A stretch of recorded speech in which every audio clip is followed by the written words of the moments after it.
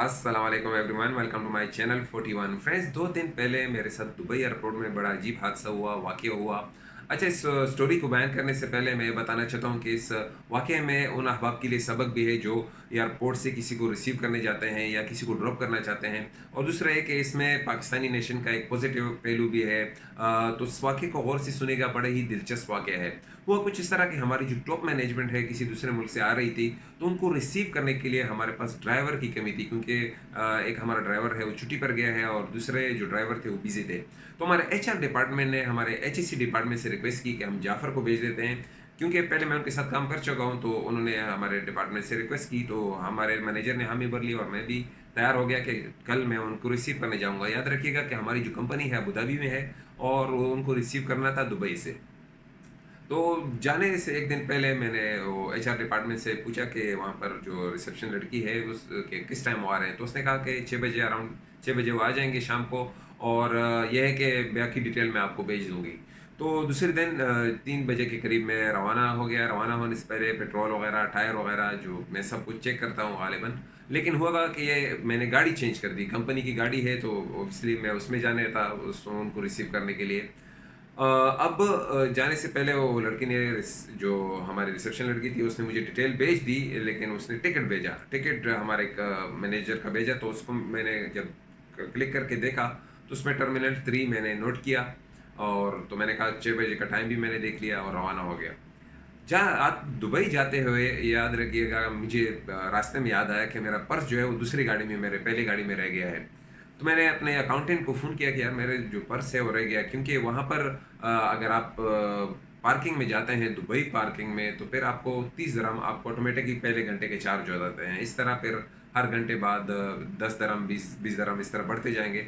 लेकिन जैसे ही आप एंट्री करेंगे तो 30 दिरहम आपके जाएंगे। अब मेरे पास पर्स भी नहीं था, तो ये बहुत बड़ा मसला हो गया। फिर मैंने हमारे अकाउंटेंट को फ़ोन किया। उसने कहा कि आप किसी भी अंसारी एक्सचेंज में चले जाएँ, हम आपको यानी कि पैसे भेज देंगे। फिर मैंने कहा कि मेरे वो दोस्त भी हैं, उनसे ले लूँगा। कोई मसला नहीं है, अगर फिर भी कुछ होता है तो फिर मैं आपसे वो ले लूँगा, क्योंकि जो मेरा मोबाइल में था, मेरा आईडी सब कुछ उसी में रहता है, तस्वीरें रहती है, तो उस पे भी आप रिसीव कर सकते हैं। लेकिन मैंने कहा ये लंबा पड़ जाएगा, किसी एक्सचेंज में खड़ा होना, मैं किसी दोस्त वगैरह से ले लूँगा।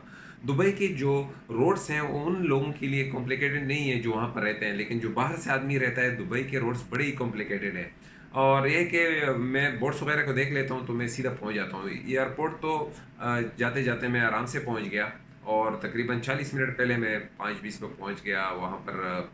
नमाज़ वगैरह पढ़ ली, मैंने एंट्री कर दी और ये सोच कर कि मैनेजमेंट से किसी से पैसे ले लूँगा कि कोई बात नहीं, वो दे देंगे, मैं उनसे बोलूँगा मेरा पर्स रह गया है। ये सोचकर मैं टर्मिनल 3 के पार्किंग एरिया में घुस गया। आपको पता है कि जब आप पार्किंग में घुसते हैं तो वहाँ जो डंडा होता है उससे आपको टिकट निकलना होता है। आप प्रेस करेंगे तो बटन से एक पेपर निकलेगा। उसी पेपर का जो पेमेंट होता है वो आपने पे करके फिर आप निकल सकते हैं। फिर आपके लिए दूसरा डंडा खुलेगा। ये दुबई में जो लोग रहते हैं वो समझ सकते हैं, जो पाकिस्तान में हैं उनको समझाने के लिए मैं बता रहा हूँ। तो जैसे ही मैं घुस गया वहाँ पर, तो मैंने वहाँ पर नमाज़ वगैरह पढ़ी और यहाँ पर चेक करने लगा कि फ़्लाइट किस टाइम आएगी। यहाँ पर मुझे कुछ अजीब सा लगा, क्योंकि मैंने देखा कि यहाँ पर जो बोर्ड था वेटिंग का, उसमें हमारी जो फ़्लाइट था उसका कोई नाम और निशान नहीं था। तो मैंने दोबारा मोबाइल जब चेक किया, दोबारा मोबाइल, तो उस पर मुझे पता चला कि ये टर्मिनल 2 से आ रहे हैं। टर्मिनल 3 से इनका डिपार्चर था और टर्मिनल 2 से रिसीव कर रहे थे। मेरे तो हाथों के तोते उड़ गए। क्या कहते हैं कि एक मिसाल है हाथों के तोते उड़ जाना। तो मुझे बड़ा दचका लगा, क्योंकि इस वक़्त मेरे लिए मसला था कि एक तो टाइम की कमी थी, लैप्स था, और दूसरा मुझे वहाँ से निकलने का मसला हो गया, क्योंकि अगर आप पेमेंट नहीं करेंगे तो डंडा आपके लिए खुलेगा नहीं और आप वहाँ पर स्टक हो जाएँगे। वक़्त था तो मैंने कहा अभी नमाज़ पढ़ लेता हूँ जल्दी से, फिर इंशाल्लाह अल्लाह खैर करेगा। तो जैसे ही मैंने वहाँ पर टर्मिनल 3 में, जो लोग एयरपोर्ट्स में काम वगैरह करते हैं उनको पता होगा, टर्मिनल 3 के जो पार्किंग लॉट है वहाँ पर एक छोटी सी मस्जिद है, वहाँ पर मैंने नमाज़ पढ़ी। नमाज़ क्या पढ़नी थी, मैं इसी सोच में था कि किस तरह मैं यहाँ से निकलूँगा। अभी नमाज़ मैंने ख़त्म कर दी। नमाज़ जैसे ही पढ़ के मैं निकलने लगा मस्जिद से, इसी सोचों में कि अचानक से एक लड़का आया। सर सर सर मेरे से कहने लगा। मैं कहा, मैंने मास्क भी डाला हुआ था मस्जिद में, वहाँ पर आपको पता है मास्क वगैरह डालना पड़ता है। फिर भी उसने मुझे पहचान लिया, बोले सर आप 41 तो नहीं है। मैंने कहा मैं 41 वाला ही हूँ।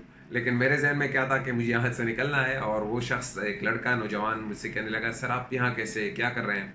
تو میں نے اسے واقعہ بیان کر دیا کہ ہماری مینجمنٹ آ رہی ہے، تو میں اس طرح، ایک تو مجھے راستے کا پتہ نہیں تھا، پرابلم ہو گیا کہ مجھے جانا تھا ٹرمینل 2 میں 3 میں بائی مسٹیک آ گیا۔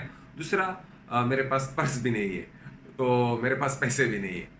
اس نے کہا سر ٹرمینل 2 تو تھوڑا دور ہے، آپ کو یہاں پر سے اپوزٹ پڑتا ہے، تھوڑا فاصلہ بھی پڑتا ہے وہاں پر۔ میں نے کہا وہ معلوم ہے، لیکن اس وقت میرے لیے پیسے کا سب سے بڑا مسئلہ ہے، میرے پاس پیسے نہیں ہیں۔ تو اس نے کہا سر کتنے پیسے چاہیے، میں آپ کو پیسے دے دیتا ہوں۔ لوگ کہ یار، وہ وہ لڑکا میرے لیے ایک گاڈ گفٹ تھا، اللہ کی طرف سے ایک نعمت تھا۔ اس نے کہا سر کتنے پیسے، بلا جھجک، یعنی کہ آپ کو پتہ ہے دبئی میں آپ کو شاید ابوظہبی میں کوئی پیسے دے دے، لیکن دبئی میں اتنا آسان نہیں ہوتا۔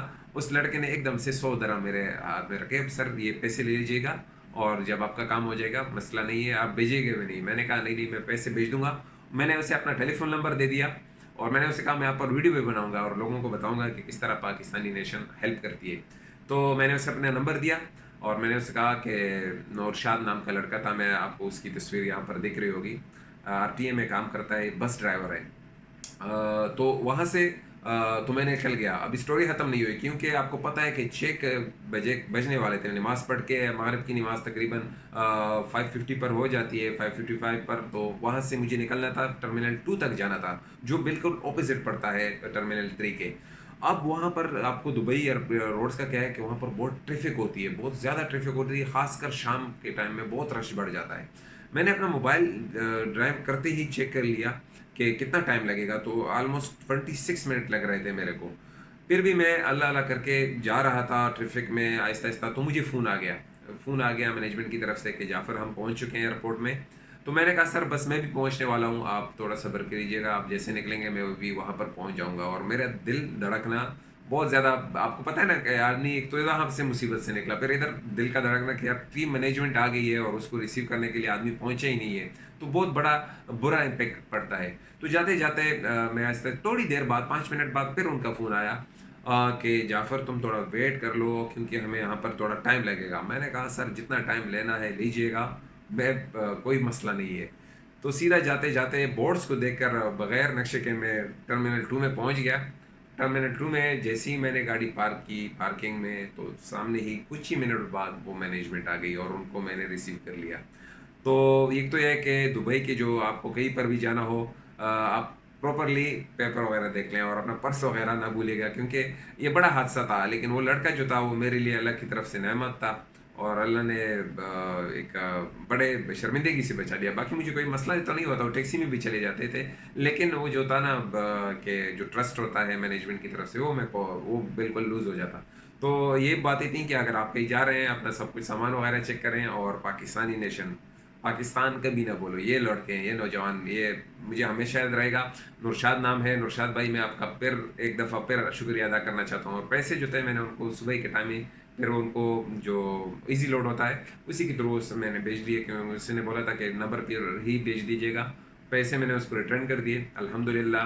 اور میں آپ کا once again thank you a lot mister Nurshad, اور اسی پر میں اپنا ویڈیو یہاں پر اختتام کرتا ہوں۔ السلام علیکم۔